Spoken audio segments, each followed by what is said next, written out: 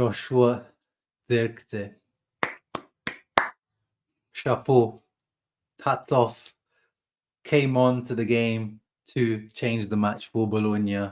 Got 2 assists, turned the game around, which means Inter, for the first time under Simone Inzaghi, will not win the Coppa Italia.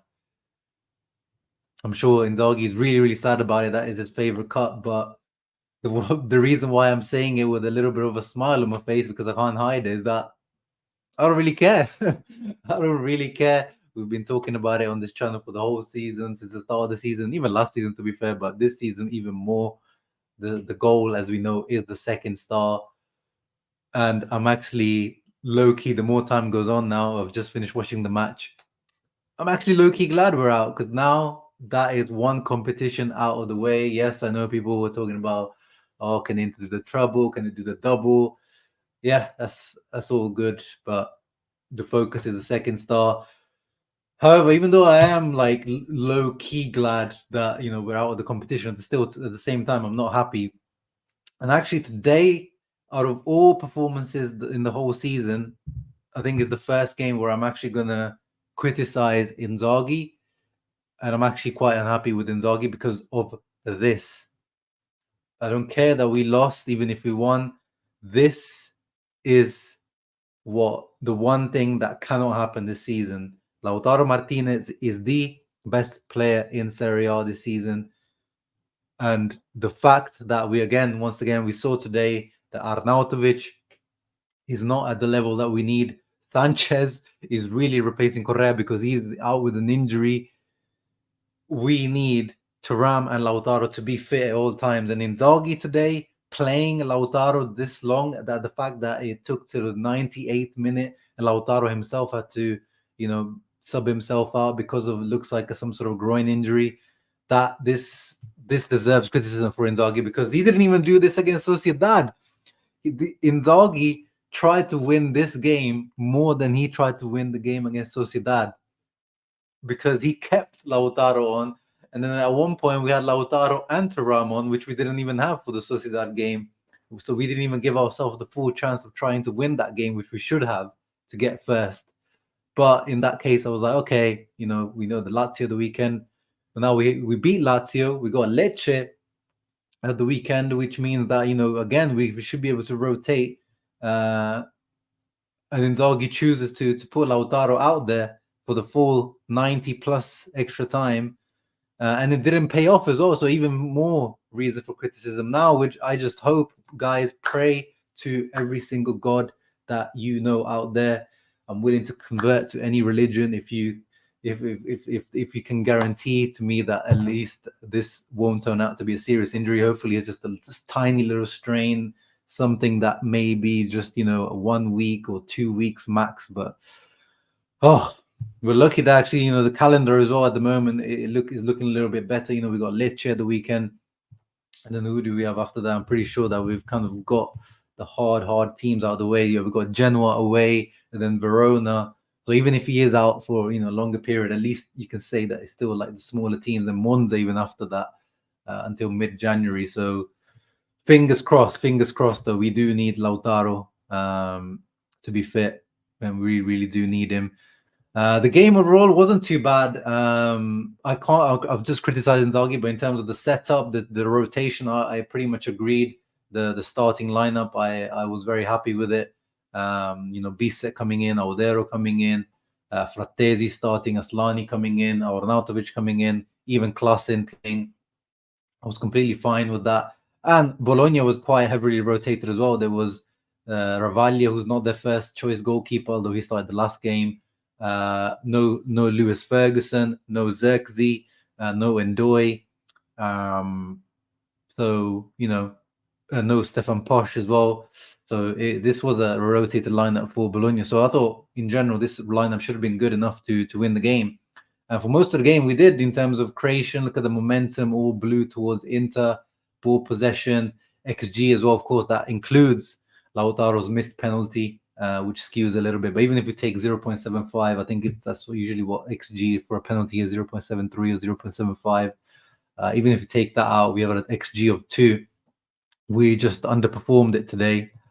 We just couldn't put away our chances. Quick little tactical notes I made at the beginning of the game. Bologna, of course.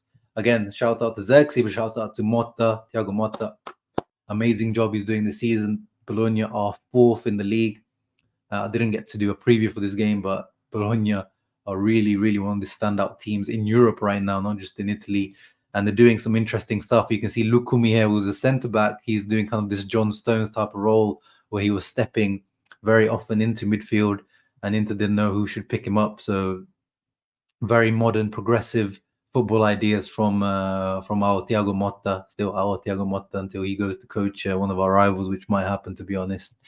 And Inter started off pretty aggressive as well. Like, Inter wanted to win this game. Look at this, where Lautaro wins the ball back really high up. And Inter created chances. There was even a penalty shot for Frattesi here. Maybe it was a bit soft. But I've also seen them given. He got on the right side of the defender, but it wasn't to be. And then Frattesi himself, actually, today, very wasteful. I think he has probably had the most XG this game, because this opportunity here from Aslani, good corner, flicked on. Not an easy chance because it was flicked on, but still, I would expect Frattesi, especially his characteristics, even though it's in his left foot, I would expect Frattesi to do much better here. Disappointing there. This was another good shot on goal here. I can't remember who actually that is. Does someone remember? I completely forgot who that shot was from. Maybe it was Augusto. Yeah, I think that was the deflected shot by Augusto, maybe. And then again here, Frattesi, Bastoni overlapping. Frattesi completely free in the middle of the box. Again, it was only left foot, but we saw that goal he was scoring against Benfica on the volley. So I expect, again, Frattesi to do much better here. And he completely flops it. The ball actually ends up behind him. It doesn't even go towards. And then Arnautovic, as we said, still not showing really the level that we need from a backup striker for Lautaro and Thuram. I don't think it was too bad today, to be honest. I thought some of his link-up play and some of his touches were okay. Some of his passing as well. But, at this point here, he had a golden opportunity and he completely fluffs his line as well. Like Frattesi, completely misses the target, even though it's on his left foot. But Arnautovic, we paid 10 million for this guy, and especially the form that he was in for Bologna, his former team, was expecting him to score at least on target. Very, very poor here from Arnautovic. And then we get a lucky break. Corazza, the young player, right back, gives us a penalty clear handball. And then Lautaro, this is the side that all Interisti, I think, fear right now. This guy always gives me a mini heart attack when he's stepping up for penalties. This is the one thing I used to love when Lukaku was there, that at least we knew that the penalties was him and he was 100% record. And now this season, Hakan, every time he steps up, I have no fear. But with Lautaro, we've talked about it so many times. 65% penalty conversion percentage is not good enough. Awful conversion. He's scored a total of 13 for us over his career, missed 7. So out of 20, he scored 13, missed 7. That is not a good record at all. The Lautaro, he kind of tried to make up for his mistakes, or his mistake. He tried to have a decent shot on goal here. Ravaglia was there. Ravaglia, by the way, the goalkeeper for Bologna, shouts out to him. Made quite a few saves. Let's have a quick look how many saves he made. 5 out of 6 saves he made. Good on the ball as well. You can see why maybe he might even overtake Skorupski in the lineup now. Thiago Motta started him against Roma, as I said earlier. The Italian school of goalkeeping keeps delivering. Good goalkeepers. What else do we have? And here's the goal. I'm very happy for Carlos Augusto getting his first goal for Inter. Good corner from Di Marco, one of the subs, and look at how high Augusto jumps there, completely dominates. Great header onto goal, and good to see him getting his first goal. And we thought that was, the Acerbi moment from last year, waiting until extra time to get the goal. And of course, I completely forgot to mention the fact that we're going to extra time. Awful for us as well. We want to keep the team fresh. But yeah, we thought that this was that sign, like how against Parma we did it, against Sampdoria we did it the year before. Ranocchia scored. It seemed to be the sign of like Inter going to extra time, first round of Coppa Italia. Then one of the defenders comes up and saves Inter's ass, but it looked like it was. And then Zirkzee comes on and completely changes the game. He is one of the most informed players in Serie A at the moment.